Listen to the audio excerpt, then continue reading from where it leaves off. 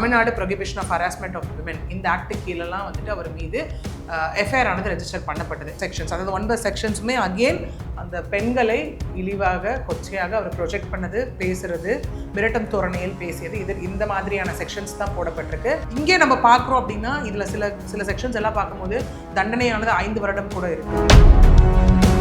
இந்த ஒரு பர்டிகுலர் இன்சிடென்ட்ல நம்ம பார்த்தோம் அப்படின்னா கீழே இருந்து ஒரு நடிகையோட பேர் வருது, அதுக்கு வந்து அவர் ஒரு விஷயங்கள் சொல்லும்போது ரொம்ப டிஸ்கஸ்டிங்காக அங்கே ஆகுது. அது ரொம்ப டபுள் மீனிங். சில விஷயம் பார்த்து ரொம்ப டைரக்டாக தான் அது வந்து ஹிட் ஆகுது அந்த இடத்துல, இல்லையா? அதை அவர் பண்ணியிருக்க கூடாது. எங்க தண்ணி வருதோ இல்லை அங்க தண்ணி வரணும். காவேரி சொன்னேன். மார்னிங்கே அவர் அரெஸ்ட் பண்ணப்பட்டாரு. அதுக்கப்புறம் ஒரு 10-10:30 மணி போல இவங்க வந்து கோர்ட் அப்ரோச் பண்றாங்க. அந்த ஹைகோர்ட் அப்ரோச் பண்ணும்போது அங்கே ஹைகோர்ட் ஜஸ்டிஸ் இளந்தரியன் அவர் என்ன சொன்னாரு அப்படின்னா 12 மணி வரைக்கும் நீங்க அரெஸ்டோ இல்லை மேற்கொண்டு எந்த நடவடிக்கையும் எடுக்கப்படக்கூடாது அப்படின்னு ஒரு விஷயமானது அப்படின்னு ஒரு ஸ்டாண்ட் ஆனது அங்கே சொல்லப்பட்டது. ஓகே, பட் இருந்தாலும் போலீஸ் அதுக்குள்ளே அரெஸ்ட் பண்ணிட்டாங்க. உதயநிதி அவர்கள் தரப்புல இருந்து என்ன சொல்லப்பட்டதுன்னா எங்களுக்கு வந்து ஆன்டிசிபேட்டரி பெயில் வேணும் அப்படின்னு சொல்லி அவங்க கேட்டதுக்கு அரசு தரப்புல என்ன சொல்லப்பட்டுச்சு முதல்லனா, இல்லங்க ஆல்ரெடி அவர் அரெஸ்ட் ஆயிட்டாரு, இந்த சிச்சுவேஷன்ல ஆன்டிசிபேட்டரி பெயில் அப்படிங்கிறது வந்து எப்படி பாசிபிள் அப்படிங்கிற மாதிரியான கேள்விகள் வந்து அங்க வைக்கப்பட்டது. இப்போ வந்து விசாரணைக்காக அழைத்துட்டு போறாங்க. சென்னை டு தஞ்சாவூர் கிட்டத்தட்ட 6 மணி நேரம் 7 மணி நேரம் டிராவல் இருக்கு. இந்த டிராவல் முடிச்சு அவர் அந்த தஞ்சாவூர் காவல் நிலையத்தில் போயிட்டு அதுக்கப்புறம் விசாரணை தாமதம் அடைந்தார். இந்த இரவு காவல் நிலையத்தை தங்க வைப்பதற்கான வாய்ப்புகள் ஏதாவது? 2:15 மணிக்கு திரும்ப அரசு தரப்புல இருந்து என்ன சொல்லப்பட்டுச்சு அப்படின்னா எங்களுக்கு அவரை ரிமாண்ட் செய்யற எந்த இன்டென்ஷனும் கிடையாது. அவர் இப்போ அரெஸ்ட் பண்ணப்பட்டு ஈவினிங் அந்த தஞ்சாவூர் ஸ்டேஷன்ல வச்சு என்கொயரி எல்லாம் முடிக்கப்பட்டு அவர் ஸ்டேஷன் ஓன் பெயில்ல விடுவிக்கப்படுவாரு அப்படின்னு சொல்லி அங்க வந்து சொல்லப்பட்டுச்சு. உதயநிதி அவர்கள் வந்து கழிவறையில் இருக்காரு, கழிவறையில் போய் கைது பண்றது மனித உரிமை மீறல் அப்படிங்கிற ஒரு வாதத்தை வந்து காவல்துறை நோக்கி வச்சிருப்பாங்க. உண்மையாகவே அப்படி ஒரு விஷயம் இருக்கா சட்டத்தில்? மெரிபா பன்னீர் சோடா, ஐ ட்ரஸ்ட் மெரிபா. ஆச்சி மசாலா, எந்த சமையலும் ருசி தேடும் ரகசியம் 20 ரூபாய். ரிஃப்ளெக்ட் நேயர்களுக்கு வணக்கம். இந்த நம்மோட நேர்காணல் வழக்கறிஞர் பிரியதர்ஷினி அவர்கள் நம்முடைய நேரார். வணக்கம். வணக்கம் சார்.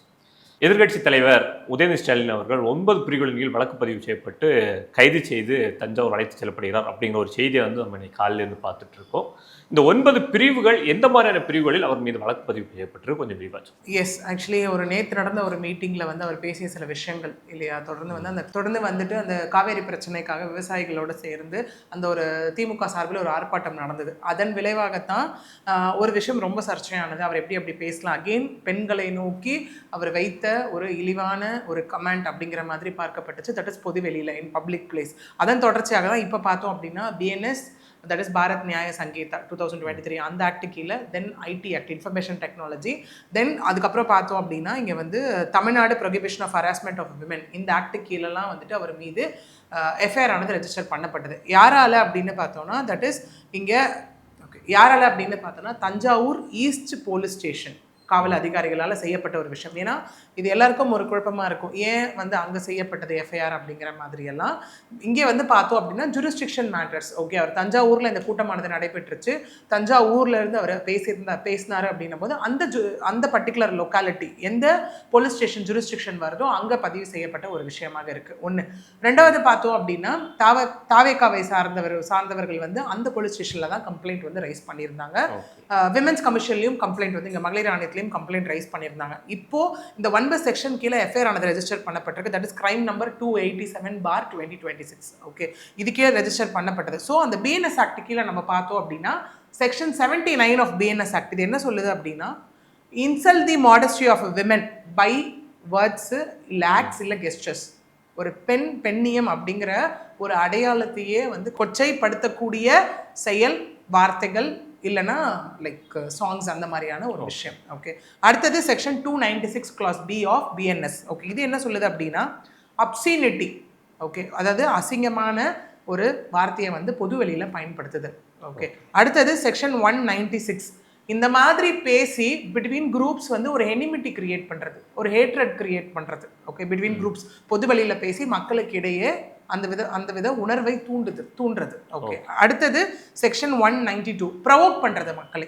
இப்போ ஒரு விஷயம் இப்போ வந்துட்டு இங்கே பார்த்தோம் அப்படின்னா இவர் ஒரு விஷயத்தை பேசிட்டார். ஓகே, அகெயின் இது வந்து கட்சியை சார்ந்த ஒரு விஷயமாக இருக்குது, இந்த பொலிட்டிக்கல் ஒரு விஷயமா இருக்குது அப்படின்னும் போது இவர் ப்ரவோக் பண்ணுறார். ஒரு விஷயத்தை பேசி ப்ரவோக் பண்ணும்போது அது பார்க்கக்கூடியவர்களையும் ப்ரவோக் பண்ணும்.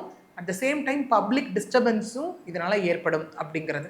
அடுத்த செக்ஷன் 352 and 351 clause 2. இது ரெண்டும் என்ன சொல்கிறாங்க அப்படின்னா, இன்டென்ஷனல் இன்சல்ட். ஓகே, ஒருத்தவங்களை வேணும்னே அசிங்கப்படுத்தணும்னு சொல்லி வைக்கக்கூடிய ஒரு கமெண்ட்ஸாக இருக்கட்டும், கமெண்ட் வேர்ட்ஸோ இல்லை அதை சார்ந்து இருக்கக்கூடிய விஷயமா இருக்கட்டும். அடுத்தது பார்த்தோம் அப்படின்னா கிரிமினல் இன்டிமிடேஷன், மிரட்டும் தோரணையில் பேசக்கூடிய ஒரு சொல் ஒரு செயல், அந்த மாதிரி. தென் செக்ஷன் 61, இது வந்து கிரிமினல் கான்ஸ்பைரசி.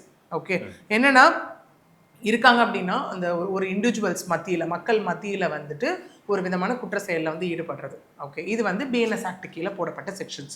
அடுத்தது பார்த்தோம் அப்படின்னா section 4 of Tamil Nadu prohibition of women harassment act கீழே வந்துட்டு செக்ஷன் 4 என்ன சொல்லுது அப்படின்னா, harassing or intimidating a women in a public or digital space. Okay, ஒரு விமன் ஒரு பெண்ணை பற்றியான ஒரு கமெண்ட்டோ இல்லை அவங்களை அசிங்கப்படுத்தக்கூடிய வகையில் பேசுகிறதோ, ஓகே, இல்லை அவங்களை அசிங்கமாக பேசுகிறதோ, ஓகே, இது எல்லாமே இந்த செக்ஷன் கீழே வரும். அடுத்தது செக்ஷன் 67 ஆஃப் ஐடி ஆக்ட் 2000. இது இந்த ஆக்ட் கீழே என்ன சொல்லுது அப்படின்னு பார்த்தோம்னா, இந்த மாதிரி அப்சீன் ஆக்ட் இருக்கு இல்லையா, இதை வந்து டிஜிட்டல் ஸ்பேஸ்ல சர்க்குலேட் பண்றது. ஓகே, இது எல்லாம் தான் அவர் மீது போடப்பட்ட செக்ஷன்ஸ். அதாவது 9 செக்ஷன்ஸுமே அகெயின் அந்த பெண்களை இழிவாக கொச்சையாக அவர் ப்ரொஜெக்ட் பண்ணது, பேசுறது, மிரட்டும் தோரணையில் பேசியது, இது இந்த மாதிரியான செக்ஷன்ஸ் தான் போடப்பட்டிருக்கு. இதில் நான் பெயிலபிள் செக்ஷன்ஸும் இருக்குது, விச் மீன்ஸ் நான் பெயிலபிள் அஃபென்ஸும் இன்க்ளூடடாக இருக்குது. ஓகே, இப்போ வந்து உயர்நீதிமன்ற உத்தரவை நம்ம பார்க்குறோம். அவர் வந்து விசாரணை பண்ணிட்டு விடுதலை பண்ணுங்க அந்த மாதிரியான ஒரு உத்தரவை வந்து போட்டிருக்காங்க. இந்த நான் பெயிலபிள் செக்ஷனால இருக்கும்போது அதுக்கான வாய்ப்புகள் இருக்கா?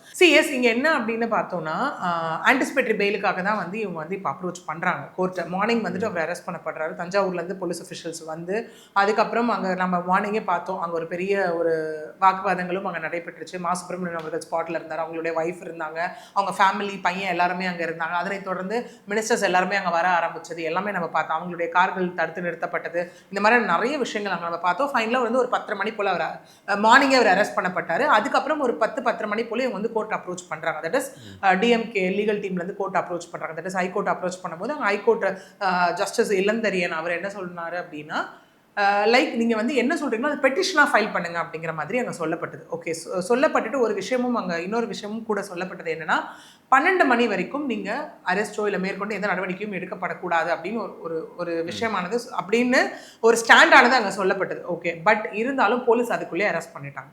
ஓகே, உதயநிதி ஸ்டாலின் அவர்களை அரெஸ்ட் பண்ணி தஞ்சாவூர் கூட்டிகிட்டு போகிற ஒரு விஷயமானது வந்து அவர் அரெஸ்ட் பண்ணி தஞ்சாவூர் கூட்டிகிட்டு போயிட்டு இருக்காங்க. இப்போ அவர் தஞ்சாவூர் கூட்டிகிட்டு போயிட்டு இருக்கிறது அது அப்போ ஸ்டார்ட் ஆன ஒரு ஜேர்னி அந்த இடத்துல. ஓகே, ஸோ இது இப்படி வந்து போய்கிட்டு இருக்கும்போது தான் அங்கே ஜட்ஜ் என்ன சொல்லியிருந்தாங்க அப்படின்னா 1 o'clock விசாரிக்கப்படும்னு சொல்லியிருந்தாங்க. தட் இஸ் போஸ்ட் லஞ்ச் விசாரிக்கப்படும் அப்படின்னு சொல்லியிருந்தாங்க. அப்போ ஜட்ஜ் அவர்கள் கேட்ட 3 கேள்விகள் என்னவாக இருந்தது அப்படின்னா, எந்தெந்த செக்ஷன் கீழே எஃப்ஐஆர் ஃபைல் பண்ணப்பட்டிருக்கு, ஓகே, அந்த சார்ஜஸ் எல்லாமே வந்துட்டு லைக் மேட் அவுட் ஆகுதா, ஓகே, அப்படிங்கிறது. இன்னொன்று அந்த டாக்குமெண்ட்ஸ் எல்லாமே வந்து இங்கே எனக்கு சப்மிட் பண்ணுங்க அப்படிங்கிற மாதிரியான விஷயங்கள் எல்லாமே வந்து அங்கே சொல்லப்பட்டிருந்தது. ஓகே, என்னென்ன லீகல் ப்ரொவிஷன்ஸ், ஓகே, அப்புறம் வந்துட்டு எஃப்ஐஆரோட டீடைல்ஸ், அதுக்கப்புறம் கிரிமினல் சார்ஜஸ் எல்லாமே வந்து அவர் மீது என்னவா போட்டிருக்கீங்க அப்படிங்கிறது எல்லாமே அங்கே கேட்கப்பட்டது. அதன் தொடர்ச்சியாக அந்த ஆர்கியூமெண்ட் ஸ்டார்ட் ஆச்சு. தட் இஸ் 1 o'clock போல. ஓகே, ஸ்டார்ட் ஆகி அங்கே என்ன வந்து எதிர்த்தரப்புலேருந்து சொல்லப்பட்டுச்சு அப்படின்னா, தட் இஸ் இவர் தரப்புலேருந்து உதயநிதி அவர்கள் தரப்புலேருந்து என்ன சொல்லப்பட்டதுன்னா, எங்களுக்கு வந்து ஆன்டிசிபேட்டரி பெயில் வேணும் அப்படின்னு சொல்லி அவங்க கேட்டதுக்கு எதிர்த்தரப்பில் அரசு தரப்பில் என்ன சொல்லப்பட்டுச்சு முதல்லன்னா, இல்லைங்க ஆல்ரெடி அவர் அரெஸ்ட் ஆகிட்டாரு, ஓகே, கைது செய்யப்பட்டுட்டாரு, இந்த சுச்சுவேஷனில் ஆன்டிசிபேட்டரி பெயில் அப்படிங்கிறது வந்து எப்படி பாசிபிள் அப்படிங்கிற மாதிரியான கேள்விகள் வந்து அங்கே வைக்கப்பட்டது. ஓகே, உடனே இங்கே வந்துட்டு இவங்க டிஎம்கே தரப்புலேருந்து என்ன ஒரு வாதம் முன்வைக்கப்பட்டதுன்னா, இதுக்கு முன்னாடி நடந்த சில கேசஸ் எல்லாமே இன்ஸ்டன்ஸ் எடுத்து காமி இன்ஸ்டன்ஸாக எடுத்து அங்கே வந்து மேற்கோளிட்டு காட்டி ரெஃபரன்ஸாக காமிக்கப்பட்டு, இல்லைங்க இந்த மாதிரி நிறைய கேசஸில் அவர் வந்து அசாதாரண சூழ்நிலையில் அரெஸ்ட் பண்ணப்பட்டிருந்தாலும் அதுக்கப்புறம் கோர்ட் வந்து அவங்களுக்கு வந்து ஏபி வந்து கிராண்ட் பண்ணியிருக்காங்க, இடைக்கால உத்தரவு எல்லாமே பிறப்பிக்கப்பட்டிருக்கு அப்படின்னு சொல்லி அவங்க தரப்பில் சொல்லப்பட்டது. கூடவே நீதிமன்றம் ஒரு விஷயத்தை பண்ணக்கூடாதுன்னு சொல்லியும் காவல்துறையினர் இதில் அத்துமீறி இருக்காங்க அப்படிங்கிற ஒரு விஷயம் வந்து அங்கே சொல்லப்பட்டது. இதனை கேட்ட நீதிபதி அவர்கள் வந்து இல்லைங்க 2:15 மணிக்கு வந்து இது ஒத்தி வைக்கப்படும் அப்படின்னு சொல்லிட்டாங்க. That is order on this அப்படிங்கிற மாதிரி. ஸோ 2:15 மணிக்கு திரும்ப அரசு தரப்புலேருந்து என்ன சொல்லப்பட்டுச்சு அப்படின்னா, எங்களுக்கு அவரை ரிமாண்ட் செய்கிற எந்த இன்டென்ஷனும் கிடையாது, விச் மீன்ஸ் ரிமாண்ட் பண்ணி அவரை இதில் கஸ்டடியில் எடுத்து ரிமாண்ட் பண்ணி அவரை பிரிசனில் வந்து அடைப்பதற்கான எந்தவித இன்டென்ஷனும் எங்களுக்கு கிடையாது. அவர் இப்போ அரெஸ்ட் பண்ணப்பட்டு ஈவினிங் அந்த தஞ்சாவூர் ஸ்டேஷனில் வச்சு என்கொயரி எல்லாம் முடிக்கப்பட்டு அவர் ஸ்டேஷன் ஓன் பெயிலில் விடுவிக்கப்படுவார் அப்படின்னு சொல்லி அங்கே வந்து சொல்லப்பட்டுச்சு. இதனைத் தொடர்ந்து டிஎம்கே அவங்க தரப்புல இருந்து ஒரு ஜட்ஜ்மெண்ட் வந்து மேற்கோளிட்டு காமிச்சு அதில் வந்துட்டு 196 பிரிவின் கீழே வந்துட்டு இந்த மாதிரியான ஒரு சம்பவம் நடக்கிறப்போ போலீஸ் அஃபீஷியல் வந்து எந்த மாதிரி விஷயத்தை வந்து பின்பற்றணும், எந்த மாதிரியான விதிமீறல்களை வந்து அவங்க ஃபாலோ பண்ணணும் அப்படிங்கிற மாதிரியான ஒரு விஷயம் வந்து அகைன் மேற்கொள்ளிட்டு காட்டப்பட்டுச்சு. ஓகே நம்ம வந்து காலையில் வந்து நீதிமன்றம் உத்தரவு விடுது 12 மணி வரைக்கும் கைது செய்யக்கூடாது அப்படிங்கிற மாதிரி உத்தரவு போடுறாங்க. அதையும் மீறி கைது செய்யப்படுறாரு. இப்போ நீதிமன்றத்தில் திமுக தரப்பு வழக்கறிஞர்கள் சொல்லக்கூடிய விஷயம் இதுதான் இருக்குது, இந்த நடைமுறைகள் பின்பற்றப்படவில்லை அப்படிங்கிற ஒரு விஷயத்தை வந்து அவங்க அழுத்தமா பேசுறாங்க. அது எந்த மாதிரியான நடைமுறைகள் அங்க வந்து மீறப்பட்டிருக்கு? எஸ், இங்க வந்து பார்த்தோம் அப்படின்னா முதல்ல இவர் வந்து அரெஸ்ட் பண்ணப்பட ஃபர்ஸ்ட் நமக்கு என்ன ஒரு விஷயம் வந்ததுன்னா மார்னிங் இவர் அரெஸ்ட் பண்ணப்பட வாய்ப்புகள் இருக்குன்னா அப்புறம் வாய்ப்புகள் இருக்குன்ற மாதிரி வந்தது. அதுக்கப்புறம் உறுதியாக இல்லை இவர் அரெஸ்ட் பண்ணிடுவாங்க அப்படிங்கிற மாதிரியான ஒரு விஷயம் நமக்கு வந்தது. ஏன்னா based on the police force, அங்கே குவிக்கப்பட்ட போலீஸ் ஃபோர்ஸாக இருக்கட்டும், கமிஷனர் ஜாயின்ட் கமிஷனர் எல்லா ஸ்பாட்டுக்கு போனதாக இருக்கட்டும், அவ்வளோ போலீஸ் அஃபிஷியல்ஸ் வந்தது எல்லாமே வச்சு அதனால தான் இவங்க என்ன பண்ணுறாங்கன்னா இம்மீடியட்டாக இங்கே வந்து நீதிமன்றத்தை அப்ரோச் பண்ணி எங்களுக்கு வந்து ஆன்டிசிபேட்டரி பெயில் வேணும், which means not to arrest பண்ணக்கூடாது அப்படிங்கிற மாதிரி எல்லாமே அவங்க எடுத்துகிட்டு போகிறாங்க. அதன் விளைவாக தான் நீதிமன்றம் இங்கே வந்து ஒரு உத்தரவை வந்து பிறப்பிக்கிறாங்க காலையில். அப்போது நீதிமன்றம் ஒரு உத்தரவை பிறப்பிச்சு அந்த ப்ராப்பராக அதை ஃபாலோ பண்ணலை அப்படின்னா அவங்களுடைய அது விதிமீறல் தானே, which amounts to contempt of court. கண்டிப்பாக அதுக்கு போலீஸ் அவங்க ரெஸ்பான்சிபிளாக இருப்பாங்க. அதற்கு தான் இங்கே என்ன சொல்லப்படுது இப்போ அப்படின்னா ரிமாண்டுக்காக நாங்கள் கூட்டிகிட்டு போகல. ஏன்னா இங்கே ஜட்ஜ் அவர்கள் சொன்னதும் என்னென்னா அவர் ரிமாண்ட் பண்ணக்கூடாது, ஏன்னா நாளைக்கு முக்கியமான சட்டமன்ற கூட்டத்தொடர் வந்து தொடங்க போகுது. That is for the budget இல்லையா, பட்ஜெட் கூட்டத்தொடர் இருக்குது அப்படின்னும் போது காலம் தாழ்த்தக்கூடாது, நீங்கள் அவரை இன்னைக்குள்ள அவரை வந்து நீங்கள் ரிமாண்ட் பண்ணாமல் அவரை நீங்கள் விடுவிக்கணும் அப்படின்னு தான் இங்கே ஜட்ஜுமே ஆர்டர் போட்டிருக்காங்க. ஓகே, ஸோ போலீஸார் தரப்புல இருந்தும் அரசு தரப்புல இருந்தும் என்ன சொல்லப்பட்டிருக்கீங்க அப்படின்னா அதுதான் திரும்ப அவங்க வந்து அகைன் எடுத்து வச்சிருக்காங்க. என்ன சொல்லியிருக்காங்கன்னா இல்லைங்க அவர் வந்து நாங்கள் ரிமாண்ட் பண்ணுறதுக்கு எதுவுமே இல்லை, இந்த மாதிரி ஒரு எஃப்ஐஆர் நாங்கள் போட்டிருக்கோம், இதை பேஸ் பண்ணி அவர்கிட்ட என்கொயரி நடத்த தான் நாங்கள் கூட்டிகிட்டு போகிறோம். ஓகே, அந்த என்கொயரியை முடிச்சுட்டு நாங்கள் ஸ்டேஷன் ஓன் பெயிலே அவரை விட்டுருவோம் அப்படின்னு சொல்லி தான் அங்கே சொல்லப்பட்டிருக்கு. ஓகே, இதன் தொடர்ச்சியாக தான் இங்கே என்னென்னா நிறைய பேர்கிட்ட இதுக்கு கண்டனமும் வலுத்துட்டு இருக்கு. ஏன்னா நீதிமன்றமும் நிறைய கேசஸில் நம்ம பார்க்க போகும்போது அவங்க சொல்கிற விஷயம் இங்கே என்னவாக இருக்குன்னா அரசியல் சார்ந்து ஓகே பேசும்போது ஒரு அரசாங்கத்தையோ இல்லை அரசியல் தலைவரையோ விமர்சிக்கிறதுக்கு ஓகே எந்தவித அங்கே வந்து கட்டுப்பாடும் கிடையாது, விச் மீன்ஸ் அவங்களுக்கு ரைட்ஸ் இருக்குது.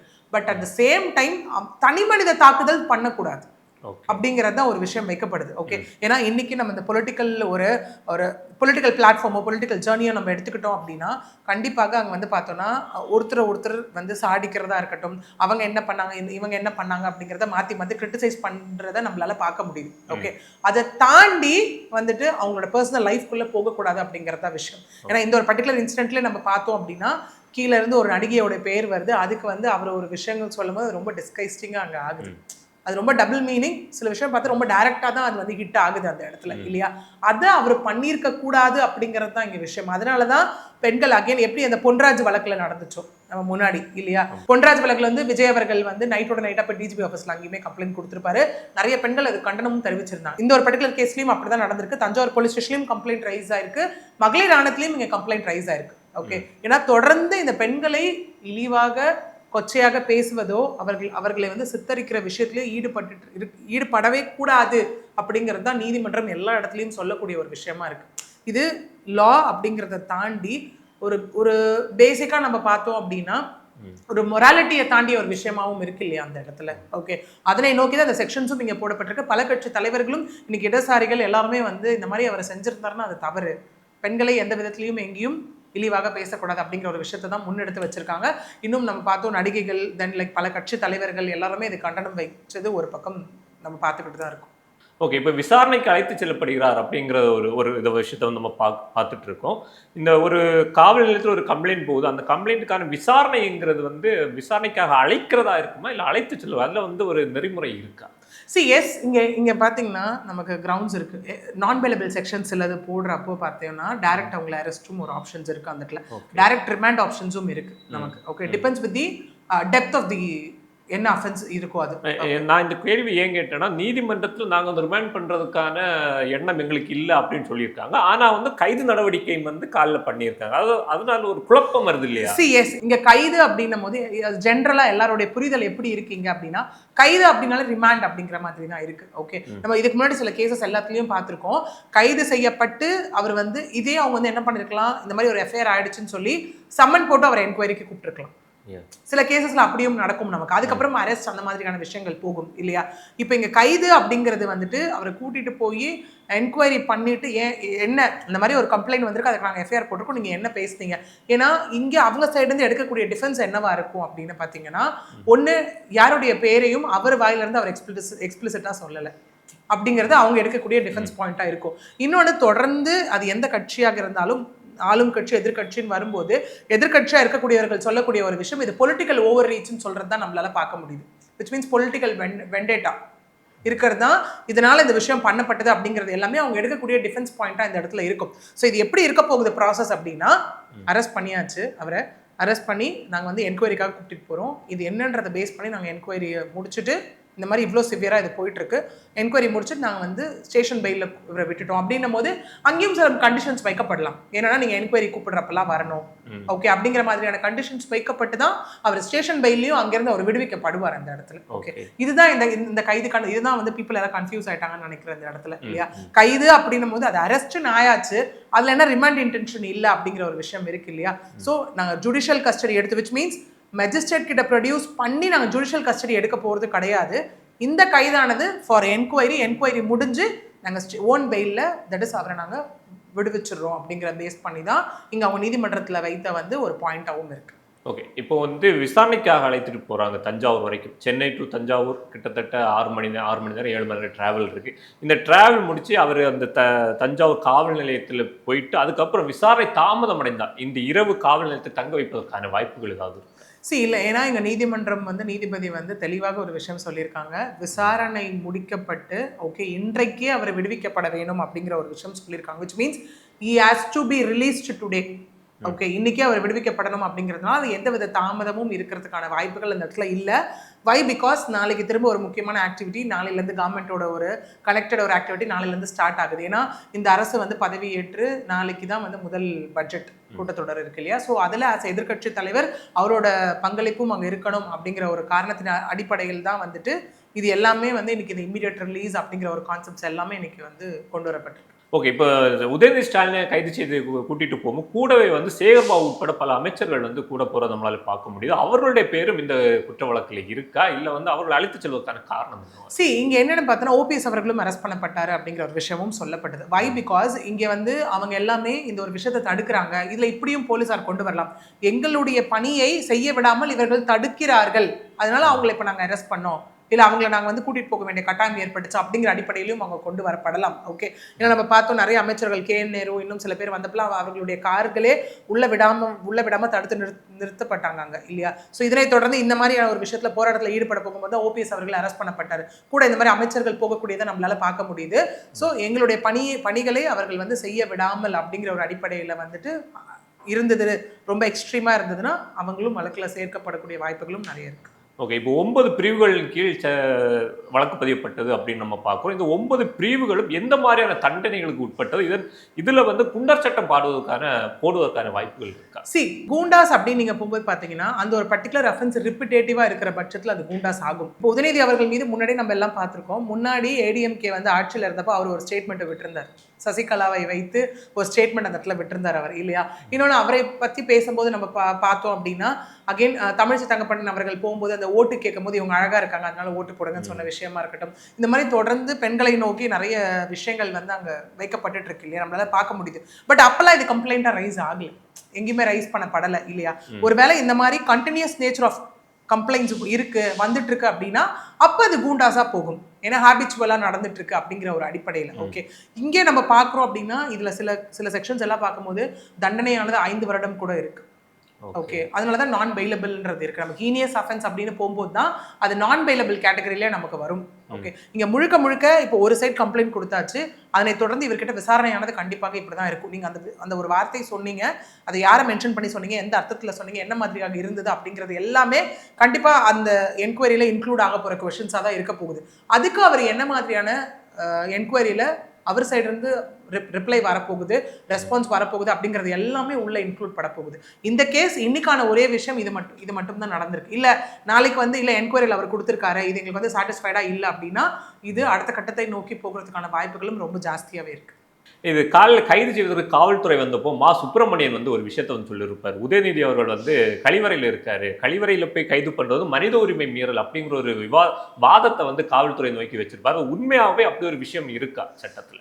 எஸ், இங்க வந்து அவர் சொன்ன விஷயம் அங்க என்ன அப்படின்னா, லைக் அவரோட காலை கடனை வந்து அவர் முடிச்சுட்டு போட்டோம், அது வரைக்கும் வெயிட் பண்ணுங்க அப்படி. இப்போ மதியம் கூட கொஞ்ச நேரம் வண்டி வந்து ஃபுட்டுக்கு நிறுத்தினதை நம்மளால பார்க்க முடிஞ்சது இல்லையா, petrol food and everything நிறுத்தினதை பார்க்க முடிஞ்சது. இங்க என்னன்னா, நம்ம காமனாகவே நம்ம பேசலாமா, இப்படி பேசும்போது ரைட்ஸ் ஆஃப் அன் அரெஸ்டட் பர்சன்ன்ற ஒரு கான்செப்டும் இந்த இடத்துல நமக்கு இருக்கு. இங்க என்னன்னா, அவர் வீட்டில் இல்லைன்றது ஒரு கான்செப்ட், வீட்டில் தான் இருக்காரு, வீட்டிலேருந்து எங்கேயும் தப்பிச்சு போக மாட்டாரு அப்படிங்கிற ஒரு கான்செப்ட். என்னன்னா, நாங்கள் வந்து விசாரணைக்கு ஒத்துழைக்க மாட்டோம், வரமாட்டோம் அப்படின்னு சொன்னால் வீடு பூந்து அவங்க வந்து கூட்டிகிட்டு போகிறதுக்கான வாய்ப்புகள் அங்கே நிறையவே இருக்கும். ஓகே, ஃபர்ஸ்ட் அவங்க சொன்னதை பார்க்க முடிஞ்சு, இல்லை அட்வொகேட் வரட்டும், அட்வொகேட் கிட்ட பேசிட்டு இது பண்ணுறோம் அப்படிங்கிற மாதிரி, இல்லை அவர் அப்புறம் வந்து அவர் வீட்டுக்குள்ளே தான் இருக்காரு, அவர் விசாரணைக்கு முழுமையாக ஒத்துழைப்பாரு அப்படிங்கிற ஒரு கான்செப்ட் இருக்குது இல்லையா. ஸோ அந்த மாதிரி எதுவுமே கான்ட்ரவர்ஷியலாக போகாத பட்சத்தில் இதெல்லாம் basic need of a person இல்லை. ஸோ அதெல்லாம் அந்த இடத்துல வந்து அக்செப்ட் பண்ணக்கூடிய ஒரு பாயிண்ட்ல தான் இருக்குது. சரி, ஓகே மேடம். இந்த வழக்கு சம்பந்தமாக பல விஷயங்களை வந்து எங்களுக்கு உங்களோட நேரத்தை செலவிட்டு எங்களோட பகிர்ந்தமைக்கு மிக நன்றி. நன்றி. மெரிபா பன்னீர் சோடா, ஐ ட்ரஸ்ட் மெரிபா. ஆச்சி மசாலா. எந்த சமையலும் ருசி தேடும் ரகசியம் 20 ரூபாய்.